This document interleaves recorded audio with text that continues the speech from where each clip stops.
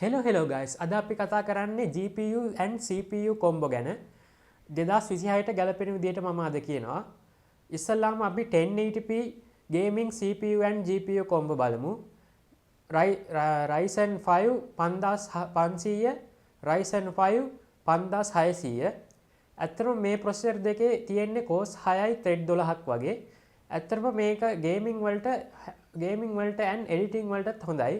අපි දැන් බලමු ගේමින් වලට අනුව මේ මං කියන්නේ දැන් ගේමින් වලට FPS අපි දැන් බැලුවොත් FPS 80ත් 100ත් අතර ප්‍රමාණයක FPS බල ලබා ගන්න පුළුවන්.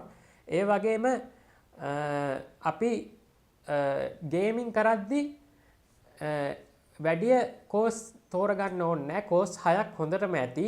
අපි high end gaming කරනවා නම් කෝස් 8ක් තමයි මම රෙකමන්ඩ් කරන්නේ. අපි ඒ වගේම අපි දැන් මදර්බෝඩ් එක විදියට තෝරගන්නේ B550 මදර්බෝඩ් එක. ඒ වගේම 32GB RAM හරි 16GB RAM හරි. ආය පවර් සප්ලයි එක ඇවිල්ලා වොට් 650ක පවර් සප්ලයි එකක්. ඒ වගේම ග්‍රැෆික් කාඩ් එක විදිහට තෝරගන්නේ RTX 5050 RTX 5060. ඕගොල්ලන් දැන් හිතයි RTX 5050 and 5060 එක ඇවිල්ලා PCI Gen 5 නේ. එතකොට PCI Gen 4 මදර්බෝඩ් එකකට ඒක මේ හරියයිද කියලා.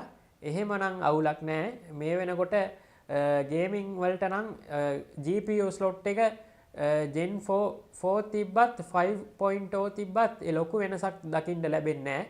ඒක හින්දා Gen 4 එකක් ඇති. ඒ වගේම දැන් අපි ගේමින් වලට තෝරගන්න විදිහට අපි කරන ගේම් එක අනුව තමයි FPS ගාන වැඩිද අඩුද කියලා බලන්නේ. FPS ගාන වැඩි ඇවිල්ලා e-sports ගේම් වලට, ඒ කියන්නේ Counter Strike, Delta Force ඒවට FPS වැඩි. අනිත් ඒවට සමහර ගේම් වලට ඉන්දියානා ජෝන්ස් වගේ ගේම් නම් පොඩ්ඩක් අමාරු වෙයි ප්ලේ කරන්න. ඒ වුණාට සාමාන්‍යයෙන් ප්ලේ කරන්න පුළුවන් ලෝ දාලා. ඒකට 12GB VRAM එකක් ඉල්ලනවා. අපි මේක ඇවිල්ලා 1080p ගේමින් වලට තමයි තෝරගත්තේ. අපි දැන් බලන්න යන්නේ 1440p GPU and CPU combo. අපි processor විදියට තෝරගන්නේ Ryzen 5 7600, Ryzen 5 9600X, Ryzen 5 7600X3D, Ryzen 5 7500S3D. ඇත්තටම මේ ප්‍රොසෙසර් තෝරගන්න හේතුව තමයි ගේමින් වලට හොඳ performance එකක් ලබා දෙනවා 1440p වලට. ඒ වගේම අද වෙද්දි ඕන ගේම් එකක් high දාලා play කරන්න පුළුවන් මේ ප්‍රොසෙසර් වලින්. ඇත්තටම අනිත් ප්‍රොසෙසර් දෙකට වැඩිය තව මේ ප්‍රොසෙසර් දෙක තමයි ගොඩක් ගේමින් performance වැඩි කරන්නේ. X3D processor. X3D ප්‍රොසෙසර් කිව්වම කෝස් 6 S3D ප්‍රොසෙසරයක් ඇයි මේකට දැම්මේ කියලා හිතයි. කෝස් 6 S3D ප්‍රොසෙසරය ඇත්තටම හොඳටම ඇති 1440p වලට. ඒ වගේම අද වෙද්දි ගේමින් ඉන්ඩස්ට්‍රි එකේ ලෙවල් අප් වෙන ගේම් එකක් තමයි GTA 6 ගේම් එක. ඒකත් ප්ලේ කරන්න පුළුවන් මේ ග්‍රැෆික් කාඩ් and මං කියන ග්‍රැෆික් කාඩ් and CPU කොම්බෝ වල. එතකොට දැන් අපි ග්‍රැෆික් කාඩ් මොනවාද කියලා බලමු. RTX 5070, RTX 5060 Ti 16GB, ඒ වගේම RX 9070 non-X. මේ ටික තෝරගන්න හේතුව තමයි අද වෙද්දි ඕනම ගේම් එකක් ප්ලේ කරන්න පුළුවන් අල්ට්‍රා දාලා 1440p වලින්. දැන් අපි බලමු මේ performance එක කොහොමද කියලා ගේමින් වල. FPS 100ත් 120ත් අතර performance එකක් ලබා දෙනවා අල්ට්‍රා ප්ලේ කරනකොට. ඒ වගේම අපි e-sports ගේම් බැලුවොත් එහෙම Counter Strike, Delta Force වගේ ඒවා බැලුවොත් එහෙම Delta Force එකේ FPS 200 ඉක්මවලා යනවා. ඒ වගේම FPS Counter Strike එකේ FPS 400 පමණ ඉක්මවා යනවා. ඒ වගේම අද අපි බලමු ගේමින් වලදී යූස් වෙන ෆේම් ජෙනරේෂන් මොනවාද කියලා FSR4 තමයි අලුත් ජෙනරේෂන් එක AMD වල. ඒ වගේම DLSS 4.5 එතකොට අපි S3D ප්‍රොසෙසරයක් දාන එකෙන් ගොඩක් ලොකු පර්ෆෝමන්ස් එකක් ලබා ගන්න පුළුවන්. S3D ප්‍රොසෙසර් හරියන්නේම ගේමින් වලට. අපි ඉදිරියට කතා කරමු අපි ඊගාවට යූස් කරන පාර්ට්ස් මොනවාද කියලා. B650 motherboard එකයි B850 motherboard එකයි. ඒ වගේම 32GB RAM 6000 MHz CL 30 හරි 40 හරි. එතකොට පවර් සප්ලයි එක විදිහට 750 වෝට් පවර් සප්ලයි එකක් හොඳටම ඇති. අපි දැන් බලමු මේ ගේමින් පර්ෆෝමන්ස් එක කොහොමද බූස්ට් කරන්නේ ෆේම් ජෙන් එකෙන් කියලා. ෆේම් ජෙන් එකෙන් ඇත්තටම ලොකු පර්ෆෝමන්ස් එකක් ලබා දෙනවා. DLSS තමයි මම නම් රෙකමන්ඩ් කරන්නේ. හැබැයි FSR4 එකත් හොඳටම තියෙනවා. ඒ වගේම අද වෙද්දි මේ ගේමින් ඉන්ඩස්ට්‍රි එක ඉම්ප්‍රූව් කරන්න මේ S3D ප්‍රොසෙසර් ඉතාම වැදගත් වෙලා තියෙනවා. ඇත්තටම අද වෙද්දි ගේමින් වලට නම් Ryzen තමයි හැමෝම යූස් කරන්නෙත් රෙකමෙන්ඩඩ් කරන්නෙත් පුළුවන්. අපි දැන් බලමු 1080p and 2K video editing CPU and GPU combo එක. Intel Core i5 12400 ප්‍රොසෙසරයි ආය Ryzen 7 7600X ප්‍රොසෙසරේ. එතකොට අපි ග්‍රැෆික් කාඩ් විදියට තෝරගන්නේ RTX 5060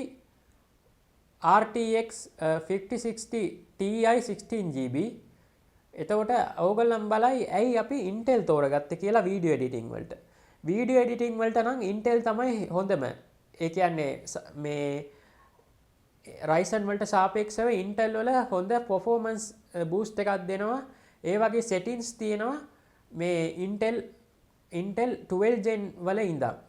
Intel Quick Sync තියෙන හින්දා integrated graphics උයි dedicated graphics උයි දෙකම එකට එක්කව වෙලා හොඳ performance එකක් ලබා දෙනවා timeline and rendering performance. ඒ වගේම අද වෙද්දි වීඩියෝ එඩිටිං වලට ඉතාමත් හොඳ ඉම්ප්‍රූව්මන්ට් එකක් තියෙනවා Intel ප්‍රොසෙසර් වල. ඒ හින්දා තමයි අපි Intel ප්‍රොසෙසර් තෝරගත්තේ. ඒ වගේම S-Log, F-Log, C-Log වගේ log profile දාලා වීඩියෝ කරනවා නම් අපි Intel ප්‍රොසෙසරයක් භාවිත කරන එක තමයි සුදුසු. විශේෂයෙන්ම 422 10 bit 420 10 bit ඒ වගේ 12 bit වගේ high වීඩියෝ ගන්නවා නම් මේ වගේ ප්‍රොසෙසර් දාන එක තමයි හොඳ. එතකොට අපි දැන් බලමු 4K GPU and CPU combo. Ryzen 7 7600X, Ryzen 7 7800X3D, Ryzen 7 9800S3D. ඇත්තටම මේ ප්‍රොසෙසර් තෝරගන්න හේතුව තමයි S3D ප්‍රොසෙසර් විශේෂයෙන්ම තෝරගන්න හේතුව තමයි ගේමින් වලට. කලින් කියපු ප්‍රොසෙසරයට වැඩිය 20% වෙනකන් ලොකු පර්ෆෝමන්ස් එකක් ලබා දෙනවා මේ 1440p and 4K ගේමින් වලට. ඒ වගේම 4K ගේමින් වලට තව ප්‍රොසෙසරයක් තෝරගන්න පුළුවන්. ඔයා එඩිටිනුයි වීඩියෝ එඩිටිං වගේ ආය 3D වගේ ඒ වගේම ආය ගේමින් වලටයි ඔක්කොටම වගේ ගන්නවා නම් Ryzen 9 9950X, Ryzen 9 9950 X3D, Ryzen 9 9900X, Ryzen 9 9900 X3D ප්‍රොසෙසරේ ගන්න පුළුවන්. ඇත්තට මේක වීඩියෝ එඩිටිං වලට හොඳ ප්‍රොසෙසරයක්. එතකොට ඒක තෝරගන්න පුළුවන්. එතකොට අපි ග්‍රැෆික් කාඩ් විදිහට තෝරගන්නේ RTX 5070 Ti 16GB. එතකොට RX 9070 XT අපි දැන් තෝරගත්තු GPU වලට වඩා ඊටත් වඩා හොඳ performance එකක් දෙන graphic card තමයි RTX 5080. එතකොට ආය RTX 5090. එතකොට මේ processor වල ලොකු වෙන price gap එකක් තියෙනවා.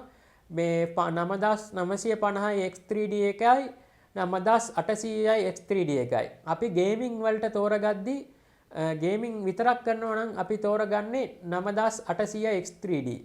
එතකොට මේ gaming performance එක ලබා දෙන්න S3D processor උපයෝගී කරගන්න එක ඉතා වැදගත් වෙනවා.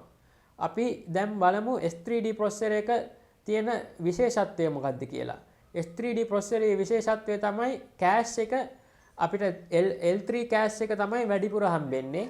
ඒ cache එක 3D ray විදිහට උඩට මේවා කරලා තමයි තියෙන්නේ. ඒක නිසා එක processor එක ලොකු performance එකක් ලබා දෙනවා මේ gaming වලට. එතකොට අපි දැන් gaming වලට තෝරගද්දි අපි තෝරගත්තු performance එක අනුව අපි තෝරගන්න ඕනි අපේ price එක අනුව මොකද්ද අපි select කරගන්න ඕනි කියලා. අපි දැන් බලමු gaming performance එක කොහොමද කියලා. FPS 100ත් 120ත් අතර performance එකක් ලබා දෙනවා මේ combo CPU GPU combo එකෙන්. ඒ වගේම අද වෙද්දි එන ඕන ගේම් එකක් play කරන්න පුළුවන් මේ CPU GPU combo එකෙන්. විශේෂයෙන්ම S3D processor එකෙන්. අපි දැන් බලමු video editing වලට 4K video editing වලට අපි මොනවද තෝරගන්නේ කියලා. අපි පළවෙනිටම තෝරගන්නේ Ryzen 7 9800 X3D, Ryzen 9 9950 X3D, Ryzen 9 9900 X3D, Intel Core Ultra 7, Intel Core Ultra 9 ඒ processor තමයි තෝරගන්නේ. අපි GPU විදියට තෝරගන්නේ RTX 5080, RTX 5090. ඒ වගේම මේ අපි motherboard විදිහට gaming 4K එකටයි 4K video editing වලටයි තෝරගන්නේ එකම motherboard එක. B850 හරි X870 හරි. එතකොට Intel build එකට යනවා නම් Z890 හරි. එතකොට අපි තෝරගත්තු විදිහට RAM එකක් තෝරගන්නේ 32GB හරි 64GB හරි 6000 MHz RAM kit එකක්. එතකොට අපි තෝරගන්න power supply එක තමයි 1000 watt power supply එකක්. සමහර වෙලාවට 1200 watt එක තෝරගන්න එක හොඳයි කියලා හිතෙනවා. ඒ කියන්නේ high performance තියෙන graphic card එකකුයි high performance තියෙන CPU එකකුයි තෝරගත්තොත් ඒ කියන්නේ Ryzen 9950 S3D හරි RTX 5090ක් හරි ගහන්න වුණොත් ලොකු power supply එකක් තෝරගන්න වෙනවා. ඉස්සල්ලා මම කිව්වා වගේම S-Log, F-Log, C-Log වගේ profile වලින් video smooth එකට කරගන්න පුළුවන්. ඒ වගේම timeline එකයි playback එකයි හොඳට performance එක දෙනවා. ඒ වගේම editing කිව්වොත් අපි editing වලට Intel ඕනි කිව්වත් high end වලට නම් Ryzen performance එක boost කරලා දෙනවා. ඒ වගේම අද වෙද්දි ඕනම video editing software එකක් smooth එකේ play කරගන්න පුළුවන් වෙලා තියෙනවා Ryzen processors. ඒ කියන්නේ Ryzen 9 processor විශේෂයෙන්ම ඒ processor වලින් හොඳ performance එකක් ලබා දෙනවා. හැබැයි price gap එක අනුව නම් Core Ultra 7 එකක් ගන්න එක හොඳයි video editing වලට.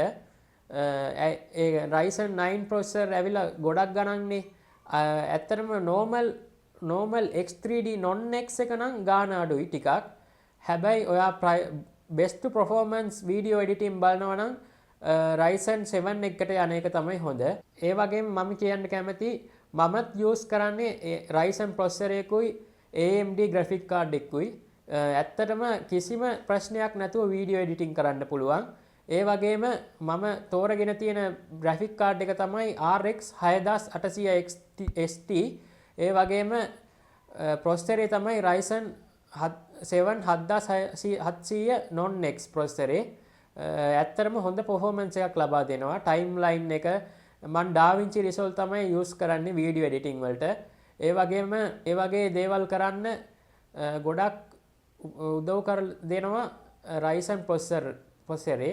ඒ වගේම මම මේ ළඟදී අප්ග්‍රේඩ් කරා මගේ මදර්බෝඩ් එක B850 මදර්බෝඩ් එකක් දැම්මා. Gigabyte Wi-Fi 6 gaming. ඇත්තටම දැන් මට එතකොට ෆියුචර් අප්ග්‍රේඩ් එකකට යන්න පුළුවන් විදිහට තමයි මම මේක දාගත්තේ. ඕගොල්ලන්ට මොන හරි ප්‍රශ්න තියෙනවා නම් කමෙන්ට් කරන්න, ලයික් කරන්න, ෂෙයා කරන්න. ඒ වගේම ඉස්සරහට මම used graphic card ගැනත් වීඩියෝ එකක් කරන්න හිතන් ඉන්නවා. ඕගොල්ලන්ගේ කමෙන්ට් and සහයෝගය දක්වන විදිහට මම ඉදිරියට වීඩියෝ කරන්න ලෑස්ති වෙලා ඉන්නවා. එහෙනම් අදට සමුගන්නවා මම. වෙනත් දවසක හමු වෙමු guys. Bye bye.